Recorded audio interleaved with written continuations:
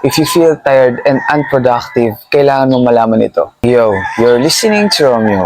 Mahirap kalaban ng katawan lalo na kung pagod ka. Walang specific na emosyon na tumatakbo sa isip mo at yun ang mahirap. Unproductive and procrastination ang magiging resulta nito. Nararamdaman mo rin ba yung minsan na parang ang bigat-bigat at ang hirap kumilos? It's okay to feel tired and burn out. Tao lang din tayo at hindi tayo robot o makina. Make time to heal yourself. Huwag mong masyadong pilitin ang sarili mo. Kayamanan din ang kalusugan, kaya ingatan mo. Tigil ka muna saglit. Kung hindi mo matatapos yung mga ginagawa mo ngayon, pwede mo naman ipagpabukas. Unti-untiin mo lang. Yung tipong hindi mo kailangan mapagod physically or mentally para lang matapos. Kaya mo naman yung gawin, but make sure na meron kang lakas at energy. Alam kong hindi madali, but you need to take it easy. Kahit small steps lang, pwede naman. At least nagagawa mo pa rin ang dapat mong gawin at umuusad ka. Consistency is the key, not just hard work.